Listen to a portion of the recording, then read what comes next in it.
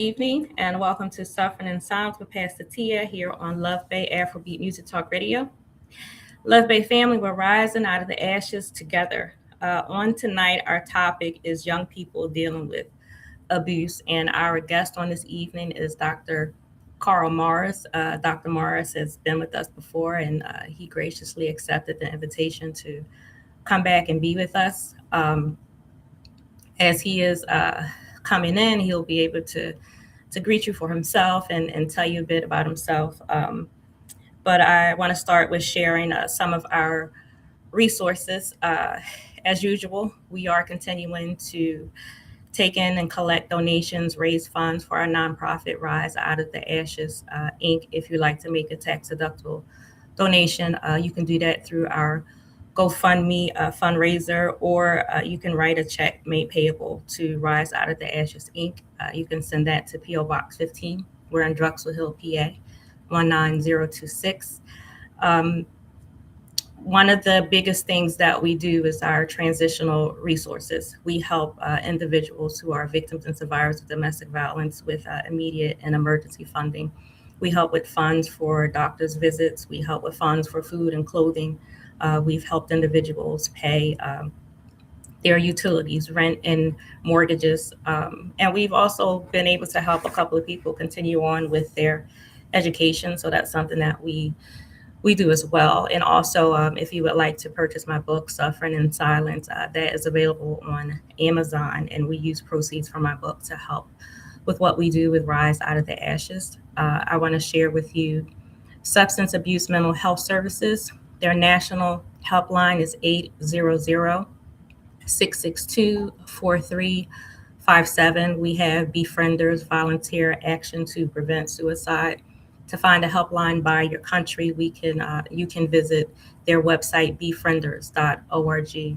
And then in the United States, we have the National Domestic Violence Hotline. Their website is thehotline.org, and their number is 800-799-7233.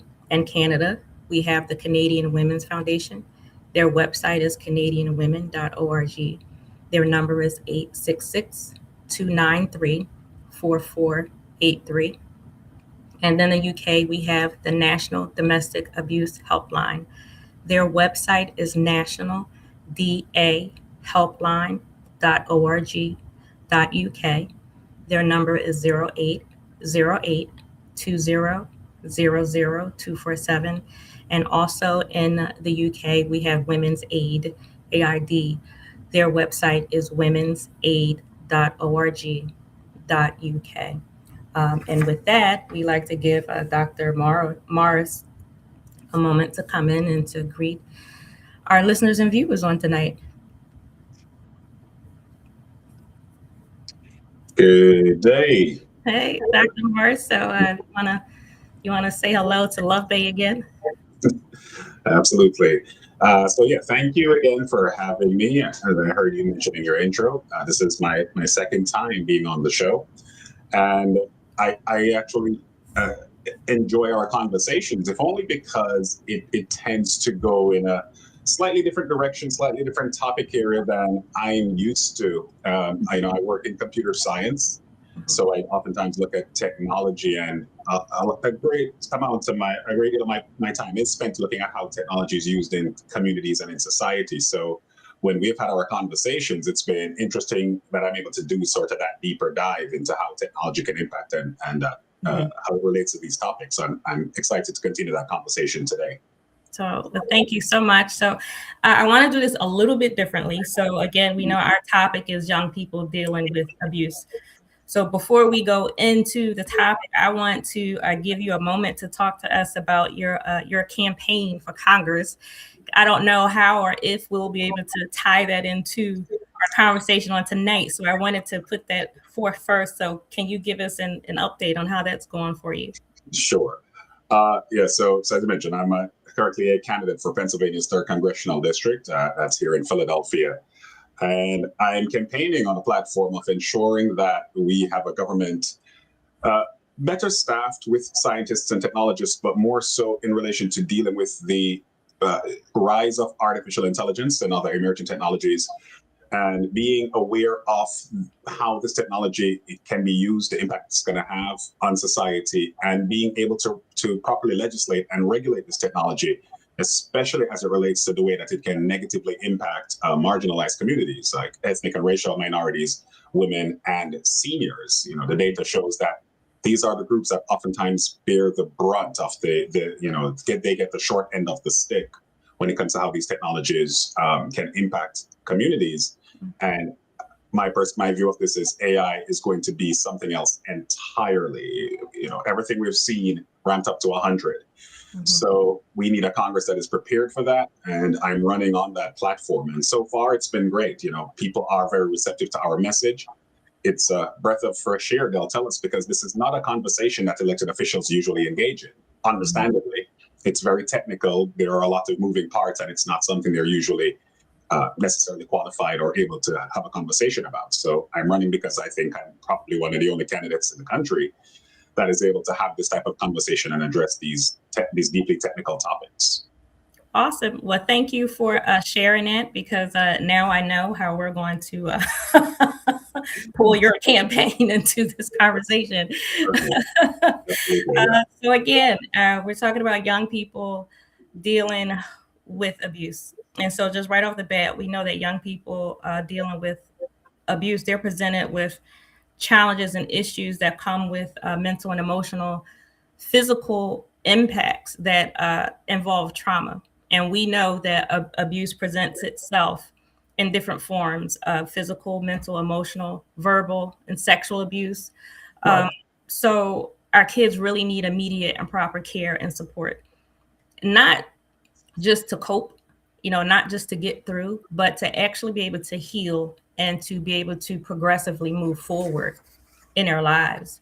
And so I wanted to start with sharing a bit of an article. As I was doing my research and preparing, I came across an article that Gemma Strain wrote. This is from February 10th, 2025. This article is titled Understanding Emotional Abuse in Teenagers, and it's from missionprephealthcare.com. And one of the things that Jenna points out is that in hearing the word abuse, people often think of physical violence, but we really need to remember that the emotional trauma that kids also suffer and deal with, that's abuse as well. And it can impact our kids in just such a way that we as adults really don't even comprehend, because what our kids are dealing with and going through, it's like the levels of what they see and experience. It's just so different, from when we were children. And some teenagers, they don't even know what emotional abuse is. And so it's difficult for them to understand it. It's difficult for them to recognize it. It's difficult for them to explain it. But for the purposes of tonight, the definition that we're working here with is that emotional abuse is any purposeful or deliberate attempt to scare, humiliate, isolate, or control a teen. And another factor that we have to keep in mind is that abuse can come from different places or different people. So we have our young people who are dealing with teachers, friends, parents, siblings, other family members. They're dealing with boyfriends and girlfriends, social media. And another fact is that it's not only one area that any one child could be dealing with. You can have a child who's dealing with the aspect of abuse at home from family, and then in school from other kids, or social media. And signs of abuse before, I'll ask you my first question of the night after this. Some signs of abuse in our young people that we can look for: mood swings. You can have mood swings. They can be not eating at all, or the opposite, start eating too much. There are times that they may harm themselves or start isolating themselves and not participating in activities or, things that they once enjoyed doing. All of a sudden, they just may shut down and close themselves off. Low self-esteem or people pleasing, wanting to be there, do everything for everybody. And these are things I would say, if you've not seen it before, Like if there's a quick adjustment and it grabs your attention, these are signs that we can look forward to. So I would start by asking you, what are your thoughts on the issue itself of us having to deal with our young people and abuse, and some ideas on how to combat the issue? So, you mentioned quite a few things, and just pick one. You're saying that because I could have done a deep dive on any of them, but now it's like a list. I don't have the list, so. But let's start. Let's take the 30,000-foot view and kind of start at the top and say. So you started by mentioning perhaps one of the most important things when I, as an individual, look at this, which is how different it is for our young people today versus what it was like 25, 35 years ago, when we were growing up. And this immediately dovetails, into my wheelhouse, which is recognizing the big issue, the big difference between today and 30 years ago is the technology that's available to us. And the essentially us always being online, always being available, always being plugged in. And that has a lot of negatives, a lot of positives, and we can address those independently. But certainly, as it relates to the different types of abuse that our young people are exposed to, one of the big motivators I think here is that there is no respite, right? There is no place that you get away from it. It's continuous, or it can be continuous, and basically your bullies, your abusers can reach you regardless of where you are, regardless of the time of day. You might think back to a schoolyard bully where maybe you had a terrible time at school because this is the type of thing you had to deal with when you were in a classroom or when you were on campus. But now that person and that group, they can reach you wherever. They can do whatever. They can spread rumors and talk about you, and those things spread. That word gets back to you, and that has a negative effect on your emotional well-being. So there are just so many vectors that you can be impacted today. Where it was sometimes say it was a simpler time 30 years ago. Yeah. So I'm not even doing a necessary anywhere near a good job listing all the ways that just the technology that we see today can impact that.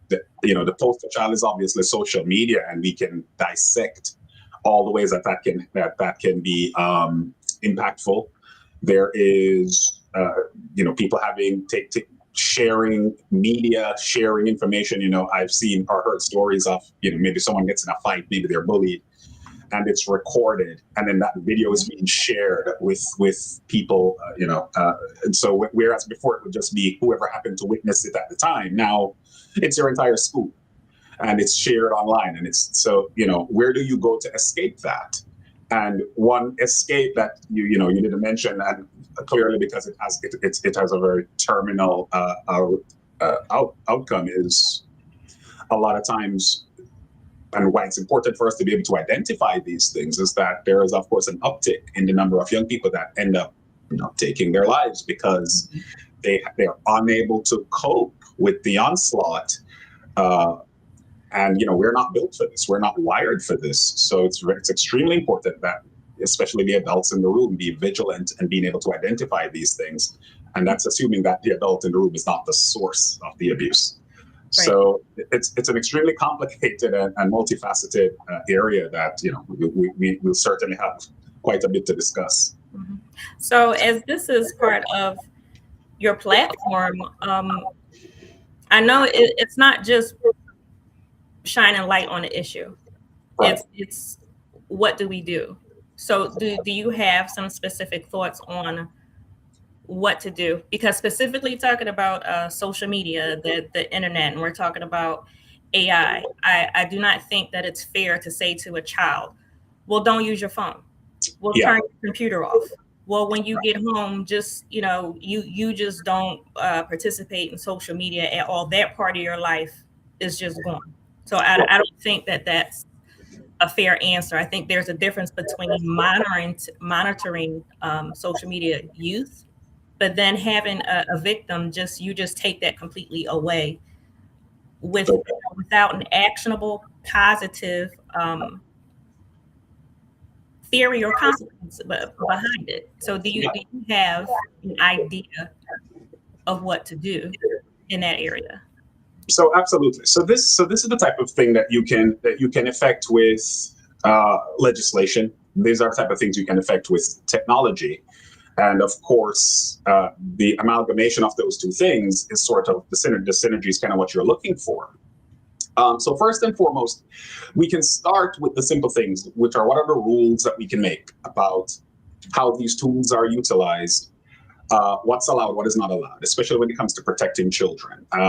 We oftentimes think about the different ways that our young people can be reached online, right? So, a lot of my points so far have been placed in the context of a schoolyard and you being abused by your peers. But of course, we know that when you're online, this abuse can come from anywhere. These can be people of varying age groups who might find and target with whatever intentions, target individuals. And these are the type of things where we can look to many different jurisdictions that have already tried to address these things. So making it the responsibility of the platforms to govern who is able to access, not just access the tools in general, but who are other users allowed to gain access to. So random strangers, random adults online, for example, making it impossible for them to communicate with young people on our social media platforms would be a start. This could be something that all of these tools, these social media platforms, can begin to implement. There are lots of technical details involved in this, certainly, but at the very least, making that a rule and working towards it is something that can be done. And in terms of being able to spot and then put in place guardrails and protections, interestingly enough, this is one of those things that artificial intelligence can actually be very good at. And I'm happy for an opportunity to sing the praises of AI, because a lot of the stuff I talk about, especially on the campaign trail, is about the harms and negatives, and we're going to talk about some of that here too. Mm-hmm. But just to give AI its flowers, so to speak, you can easily utilize artificial intelligence as a tool that can monitor the types of communications that are being passed among, say, young people. And that's a tool that is exceptionally good at detecting the type of dialogue or the type of communication that could be deemed abusive, and flag it and block it, including as far as severing the communication channel between those two individuals. So it's the type of thing where if a person is being bullied or abused online through chat or the exchange of images or video, artificial intelligence can identify the perpetrators, put a stop to the communication, and then report it as necessary to the necessary authorities or guardians as are specified. These are the type of things that and tools that could be put in place immediately. Like, that's not some far in the future technology. That's things that we've been able to do now for years. We just need to have companies be motivated to build these tools in. So right off the bat, again, these are the type of things that we can start to implement. In California, they've done a lot of work on the legislative side towards this. They've certainly, as far as the 50 states are concerned, they've been the strongest in terms of protecting children online. A lot of times, just things like what is their data, who is allowed to collect their data, and what can you do with it is an interesting and good starting point. But just also allowing certain protections and automatic protections so that you don't facilitate bullying, you don't facilitate abuse through your platforms is something that can be done today. And then on the other side of it, and this is kind of where we have to kind of look back at how this technology can be harmful.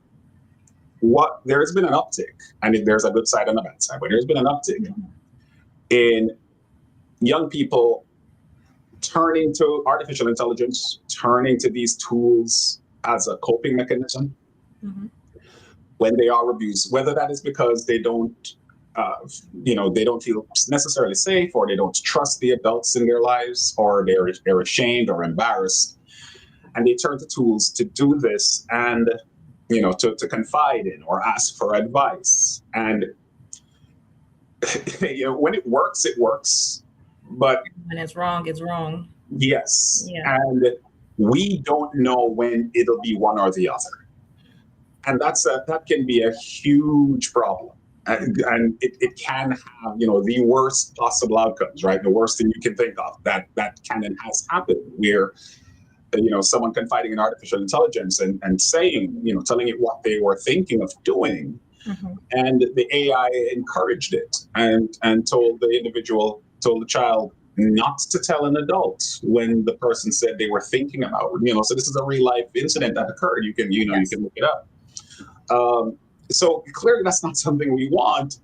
And at the same time, it's like, well, is there a way that we can facilitate this type of thing? Back in 2010, when I just started my doctoral research, I was in an area called affective computing, where affective computing is sort of this amalgamation of computer science and psychology and cognitive science. And one of the things that it tries to do is identify emotions in people, have computer systems that can identify emotions in people as a way to sort of generate and build context. So it understands, it has a filter with which to interpret what somebody's saying. And then, of course, the other side of this is it tries to mimic emotions and show empathy based on that. And one of the things that we discovered very early, I joined this research team later, is that individuals, young people at the time, these were the ones that were involved in the research, in the study, were far more likely to open up to a machine, to an avatar. And this is back in 2010. The technology back then is nothing like it is today. But even then, people were far more likely to be open and honest with a screen than they were with an actual therapist, with an actual counselor. So whatever that tendency is in us, the question becomes, is there a way to use the tools, to use the technology as an outlet while somehow ensuring that we don't have the negative outcomes that are possible? So that we have to do more work there. We have to do more research there, but certainly it's a double-edged sword at the moment. So let me ask you this. Dr. Sakela was on the program last week, and we were talking about, one of the things that we mentioned was that when we were starting in college, there was actually a class, Intro to Computing. I started at Drexel University. There was a class that taught us how to use a computer, how to search the internet. I mean, bare bone basics. So my question to you is, do you think it's feasible to actually have a class that's really bare boned on AI to teach our young people, I think, how to decipher images that aren't real, that can just be put together, how to decipher information that's not going to bring you to a good point. Is that even Sure. that facilitated? Yeah. Do you want a comforting answer or? No. So, in theory, would that be good? Yes, absolutely. In theory, yeah. If we're just listing what are the potential benefits or the benefits we would like to get from that, absolutely, right? We would want to be able to teach those things. The problem is we don't even know it to teach it. Right. This is an arms race we're in. This ability to, you mentioned being able to identify images. So let's just talk about deep fakes. Mm-hmm. The ability to generate images and video that look realistic. It's improving every day, right? And sometimes the changes are gradual, and if you are constantly exposed to it, maybe you don't even realize it. But go back and look at any deepfake video from 2 years ago, and look at one just generated today, just so you can see how stark the difference is. And it doesn't matter how good it is today; it's going to be better tomorrow. So, in terms of being able to identify any artifact or characteristic of any kind of video or image or audio, for that matter, and look for markers to tell us that it's artificial, that it's a deepfake, is a lost cause. We're not going to be able to arm individuals, arm humans with that ability. the best you can hope for is to look for context. Does this thing make sense? Mhm. And that's going to be unique for every situation. But it won't be able to, you're not going to get very far trying to say, does this thing look real? The answer is going to, if not today, tomorrow, the answer will be yes. It's going to look real. It's going to sound real. It's going to behave in a realistic manner. And That's like, just what is the the regulation like? So if this is an issue, AI as a whole, that we can take to Congress or legislation, Yeah. what does regulation look like for those who are creating these deep fake images, for those who are creating these programs that are telling our children, don't tell that you feel this way, don't tell that you're going through this? What's the regulation? So it's going to be multifaceted, right? There is no one thing. And we can go for, there are certain low-hanging fruits, absolutely. You can tell the large platforms, and you can have these things be triggered depending on, the number of users that you have. You can regulate that these large platforms must have these capabilities, these protections, these guardrails on their tools. But and where I have to stress this point, that's not a silver bullet. That won't solve the problem, because you don't have to go to Facebook to see a fake video. Somebody can just generate these things in their own home. Mhm. And if we believe that there's a way to use legislation to stop what somebody can build in their own home with tools that they got or built themselves, that's going to be extremely difficult. So in a sort of a roundabout way, one of the ways we can address this is actually funding more research into the technology, funding more research into the field, mechanisms that allow us to detect. And I mentioned earlier, and I'll repeat right now, it is an arms race, because it doesn't really matter how good your technology is for detecting. Once we know how you're detecting, we can now build technologies that evade those detection mechanisms. So there is no perfect solution here. So yeah, starting with the large platforms, we can require that they build in certain things, and so whether that is deepfakes or it's looking for the type of exchanges or the type of behavior on their platforms that might suggest certain things are taking place, abuse or something similar.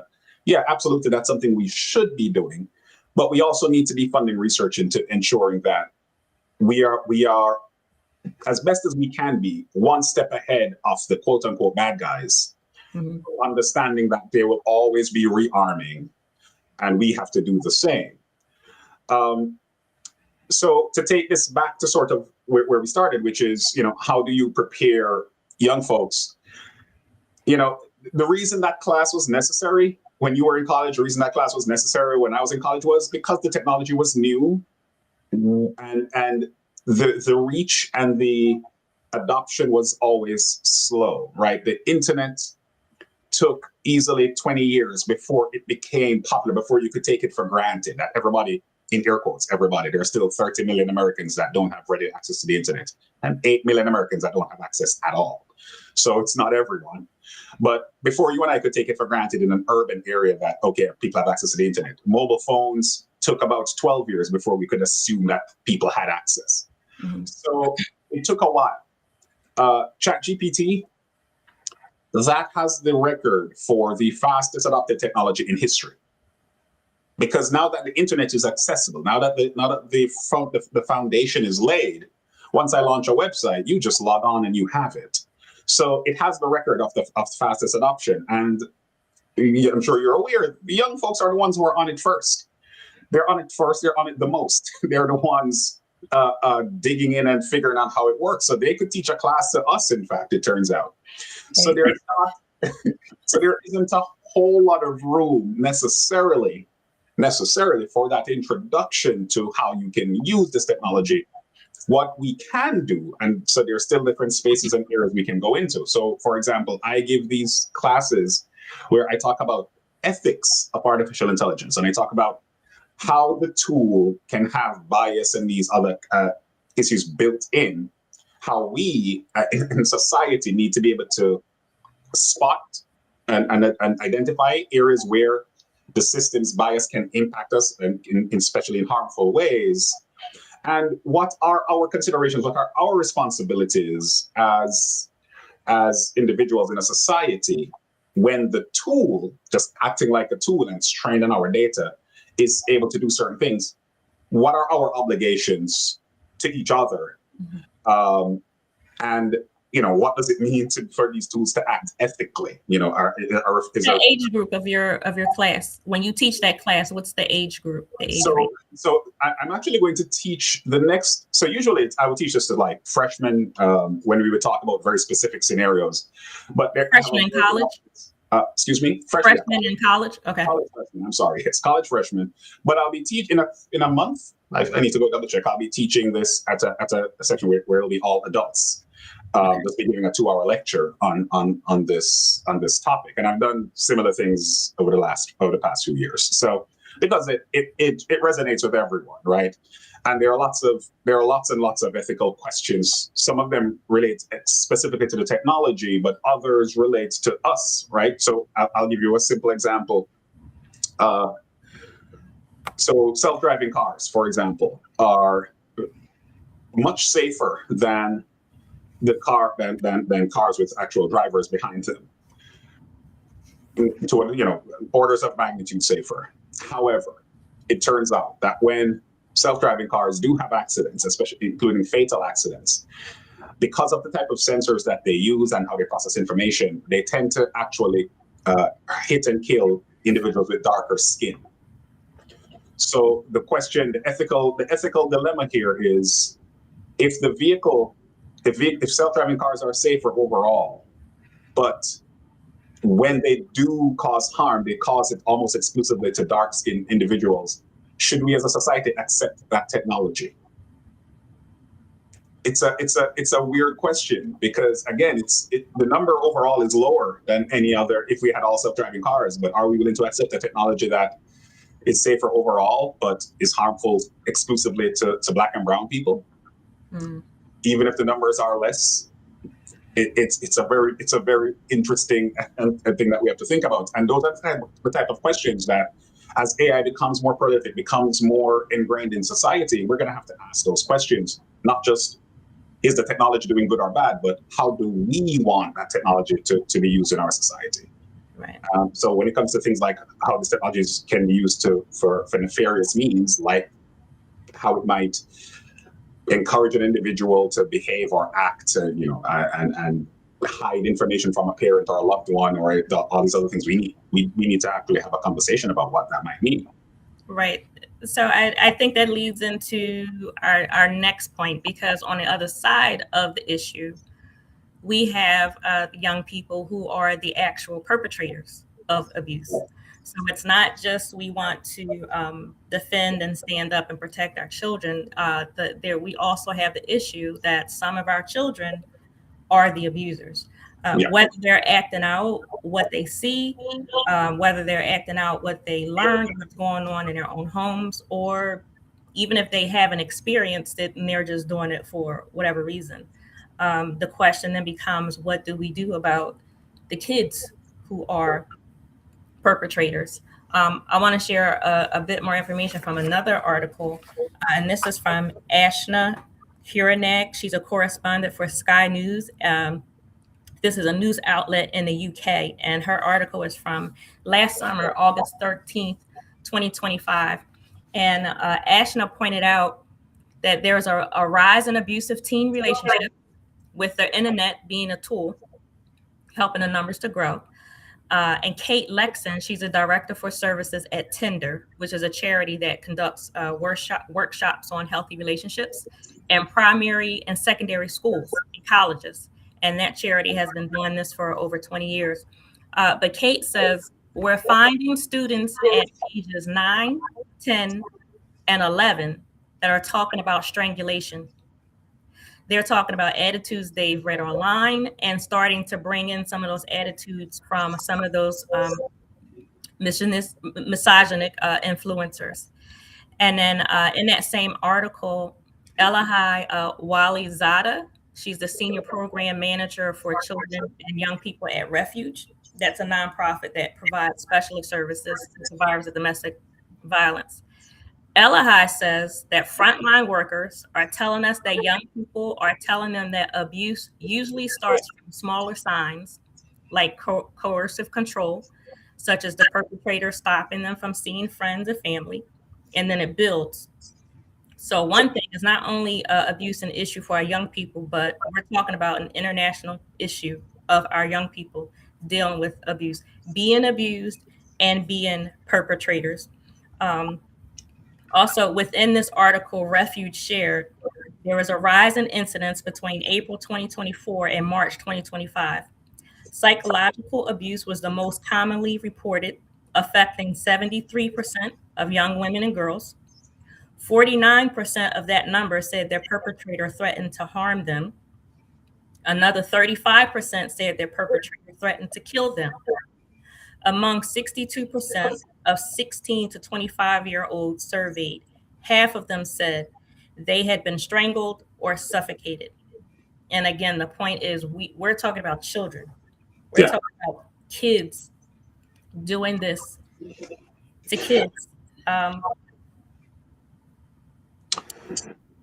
Yes. So Yeah, it leaves you speechless. yeah. It leaves you speechless. Yeah, and I mean, you're not throwing any softballs, right? And and so the challenge is where do you even begin to tackle this problem, right? There's so many different areas here that we can speak to, and like, even if you remove the the technology layer, Mm-hmm.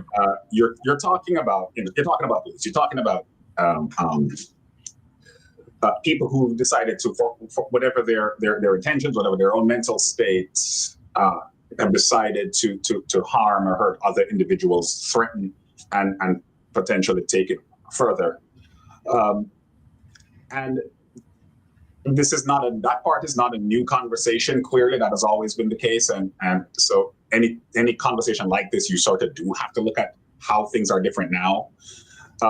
But I think perhaps there's something to be learned from, or at least strategies that we can try to implement, trying to figure out, well, how did we try to solve it before, right? So this was about the adults in the room, again, the authority figures being able to identify these things and report it as necessary. So a bully in a school, if a teacher or the principal knew about it, right, that would be reported to the parent on the assumption that this was only being allowed to happen because the parent was not aware. So making them aware might have been one of the strategies to help address it.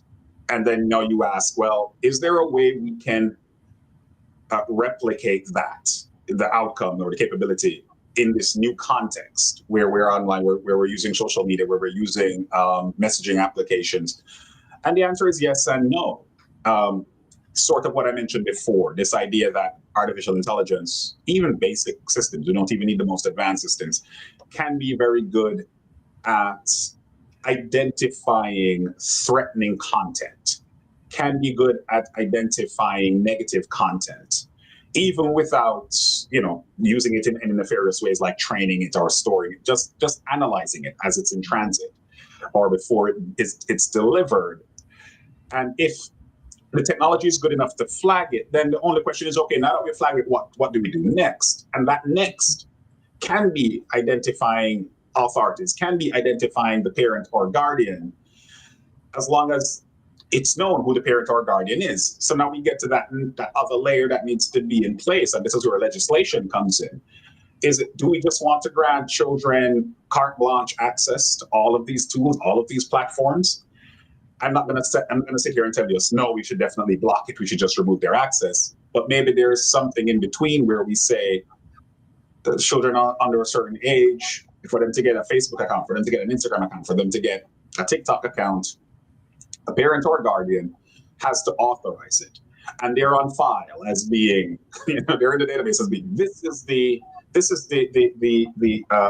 authoritative entity in this person's life. And if something goes awry, if they're being abused or they are an abuser, here's who we notify. Yeah. As a way to say that's a first step. So technology can step in here. It is not a panacea. It won't solve the whole thing, but if nothing else, we can be informed by what strategies we would have used in the absence of technology, and then see how technology can replicate and in some ways even enhance those approaches. So I think that's the kind of thing that we can look for. Perhaps the bigger problem, as I see it, is in the absence of legislation. You're not going to really find a lot of these companies choosing to do these things because there's a cost. There's a cost to build it. There's a cost to maintain it, and if all they're looking at is their profits and their bottom line, then there needs to be some external pressure, whether that is shame because their users or society as a whole shines a light on this and said this needs to be addressed, or legislation or lawsuits, whatever it is.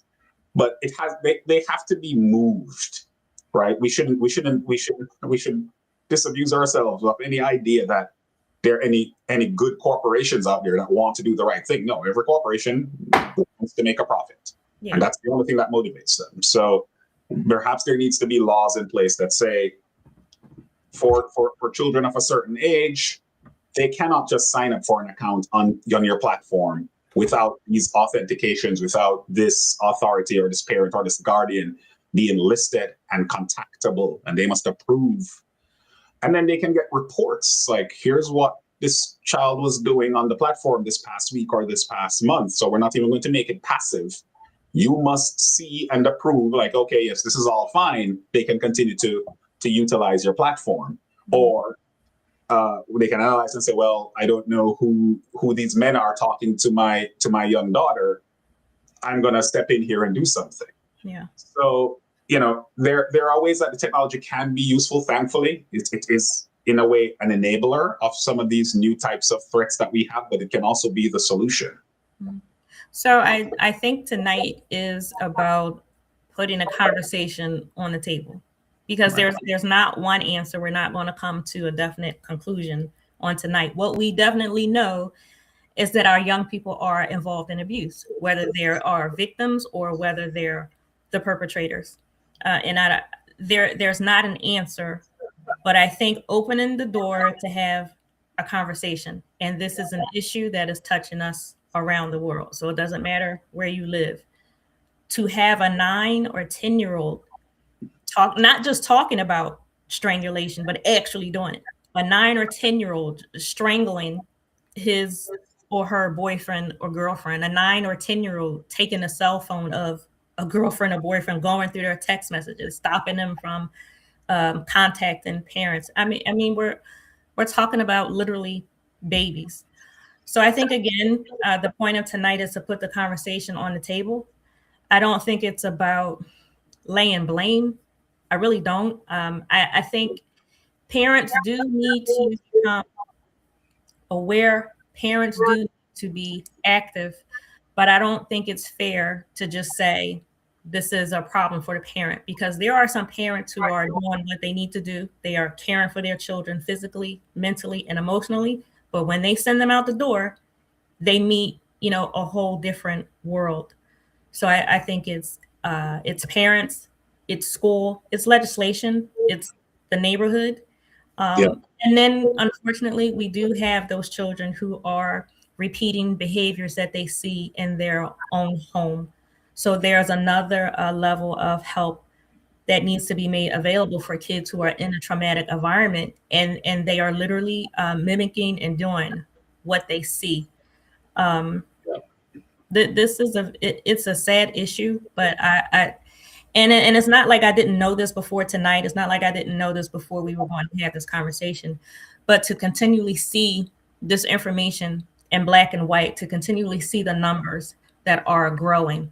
I mean, I remember being 5 years old and learning my colors. I remember, in the crayon box, and and stuff, because my mother was telling me, that I was black. I'm like, okay, I'm brown. Like being 5 years old, just trying to understand that concept in my 5-year-old mind. But now you got 5 and 6 and 7-year-olds hurting each other, 9 and 10-year-olds. They're not talking about colors in a crayon box. Yeah. I mean, it's a huge leap from where we were. But again, I don't think it's about laying blame. Right. And I know, and it's not easy to come up with an answer. I know it's not. And I do want to ask you this. Do you believe that access to education would play an effective and positive role in students' lives? And when I say education, I'm not talking about prevention awareness on abuse. I mean, like STEM, science, technology, engineering, or history, arts, whatever it is. Do you think children having access to that would be a positive influence? Short answer is absolutely. Yeah. If only we're talking about occupying their time and giving them something to do. Yeah. So you're absolutely right that it's not about picking on any one entity or issue and saying the blame lies there, or even necessarily putting a solution on the table and saying, here's how we fix it. You're right in saying it's the environment, right? And we have to take this holistic view. What is your home life like? What is your environment? What is your school life like? What is the economic situation of you and your family? Mm-hmm. What is, who are your parents, and what's that life like? So there is not going to be any single approach to fixing this. We just have to basically say, well, what is their environment? When we think of it that way, it's very easy for us to sort of see, well, what's different in the environment of children today versus a couple of decades ago. And again, it's that access, right? So at 5 years, you were using or looking at colors because, by and large, information being fed to you came from your parents or your teachers, and by and large, that seems like an age-appropriate topic. But now, when a child has an iPad and access to the entire internet and all that comes with it, that there are no guardrails. So the outcome can be anything. It is unpredictable. But certainly one can see where without guidance, anything is possible, but very likely something negative can come out of this. Yet we're not thinking that, this young kid is going to accidentally learn quantum physics. No, they're going to be exposed to the manosphere and this misogyny and this abuse, or inappropriate videos and images and text. And, because it's easier for those things to be surfaced, even accidentally, than things that are useful and interesting. So insofar as we can exert some control over the environment and the exposure that our children and young people have, I think that can help us move in the right direction. And to your point, education, and if that's kind of what we control, and that is the conduit, that's what we point them towards as a way to fill the void. Absolutely. That's something that it gives you something to do. Folks find it interesting or confusing when I tell them, like when they ask, what do you do for fun? I say, I program. I sit at my computer and I write code. I do that for fun because I like solving things. I'm a problem solver. I'm a puzzle person, and writing code for me is I'm just solving puzzles all day. So I find that intellectually stimulating, and it's a good pastime. But if I wasn't exposed to this at a very young age, that probably wouldn't be what I'd spend my time doing right now. I'd be doing something else, hopefully equally as productive, but who knows? So controlling that environment, nourishing and encouraging intellectual pursuits for our young people. You're going to have a hard time telling me that there's a downside to that. I only see upsides. One of the few things in this world where I see it's just as upside, but making them well-rounded, of course, but absolutely showing them and exposing them to these different things as a way to fill that void, fill that gap. They say kids don't get bored anymore. They're not allowed to be bored because they have all of these outlets. Like, okay, well, let's fill those outlets with productive things. So yeah, I actually think that's one of the approaches we can do. It takes hands-on. It takes the parents being present and active. It takes schools being a holistic environment. That's not just, well, what do you do when you're in a classroom? but creating an environment that extends outside of the borders of that classroom and encourages learning, continuous learning, and engagement with material that is useful and helpful. So as you're moving through your campaign, do you see an uphill battle? Do you see this new regulations, legislations? Do you see it eventually falling into place? This is going to sound odd, but well, maybe or self-aggrandizing, I suppose. But it could happen. But I think for it to happen, you really are going to need people who know the technology in the room. We've had a few decades now of data to tell us that Congress, they don't engage with technology. And again, as somebody in the field, I've been a technologist now for the better part of 30 years. I worked in artificial intelligence now for about 16 years. I can tell you, right, yeah, of course you're not going to engage with it. It's very complicated. It's very hard. There is no one answer to the question, well, how are you going to fix this?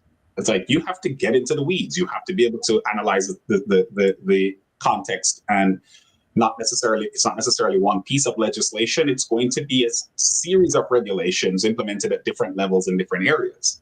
So it's super complicated. That's the entire reason why I decided to run for Congress, because I am convinced that if people like me don't get out of the classroom and get out of the labs and say, we actually have thoughts on how these things can be fixed. We just need access to the levers to fix it. If we don't get up and say, we're going to run for office and we're going to help put the regulations in place, I just don't think it's going to happen. I view artificial intelligence as the most transformative thing, the most transformative technology that we as a species have ever come across. There is no aspect of our lives that this will not touch. I think going forward, there will be no policy debate that is not also a conversation about artificial intelligence and how it will impact that policy. And if the folks in Congress are not including AI in that conversation, then they're committing political malpractice. And when they do that, it is we, the citizens, that are going to be hurt. So it's an uphill battle, absolutely, because a part of my campaign, the entirety of my campaign, is ensuring people hear this message. Like, they all kind of hear about AI and they have this sense of, well, we're not really sure. I don't like it, but I'm not sure what it is. And I want people to know, okay, here's what it is. Here's what it means for you. It's changing rapidly. And what it means will be different as the days and months and years go on. But let's not pretend that this is not going to be impactful. Your lives, the lives of your children, the lives of your family, your community, your jobs, your healthcare, the environment. It's going to touch on all of these things, and not in a trivial way. And Congress has a closing window if they're going to actually be able to effectively regulate this. In a few years, if we don't start doing something, it may be too late. So this is as important a topic as there has ever been. Yes. And we need technologists and scientists in Congress to deal with it. Well, Dr. Carl Morris, computer science professor, Carl for Congress. Thank you so much for being here. We're just under the hour, but what I want to say to our family out there, if your child is dealing with abuse on the end of being a victim, if your child is dealing with abuse on the end of being a perpetrator, there is help. The same domestic violence agencies that are there for women and men, those agencies are available for children. So if you need help for your child, you can reach out if your child is the victim, if your child is perpetrator. And I would never say a child that commits a harm should just be taken and thrown away. That child needs help in some kind of way. So reach out to domestic violence agencies to get help that you need, to get counseling and to move forward. You can also reach out to domestic violence agencies for your school to have prevention awareness. If there are teachers that are listening and you want to bring help into your school for your 5th, 6th graders, for your 7th graders, high school students going into college, even if you're on college campuses, if you want help, it is there. So I don't want to leave us with the feeling of all is lost. The numbers are increasing and that's just it. No, there is something that you can do. even if it's a small thing, make the phone call, get the information, and intervene for your child as a victim or a perpetrator. And so, with that, Dr. Morris, as we leave on tonight, I would ask for you to leave Love Bay with your final words on this evening as you continue your campaign. Sure. So let me close by, continuing or building on what you mentioned, which is how important it is to be vigilant, be aware, and be in a position to intervene. And there are lots of resources, as you've mentioned, that folks can utilize. So they don't need to feel alone. They don't need to feel as if they're out of their element or overwhelmed in any way. I think last time I was on, I sort of gave you my own perspective on this, which is, we have victims and victims. Perpetrators are victims themselves, and no one is born to affect these negative things on the world around them. There's something about them that they also need help. So if we start to think of everyone as being a victim in the situation and understanding that we help victims, we don't necessarily punish, but we try to find a way to make this situation better.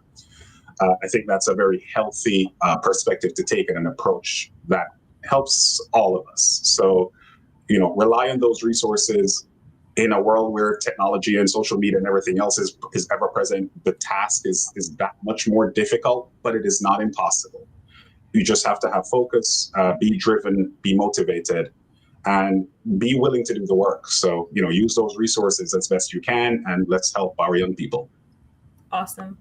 Dr. Morris, thank you so much again for being here with us. Keep us updated on your campaign. We want to know how that turns out. Love Bay, if you want to catch up on previous episodes of our program, you can visit our YouTube channel, Suffering in Silence TV. Please remember to like, share, and subscribe via whichever platform you're watching us by. Thank you so much for joining Suffering in Silence with Pastor Tia here on Love Bay Afrobeat Music Talk Radio. Love Bay, we are continuing to rise out of the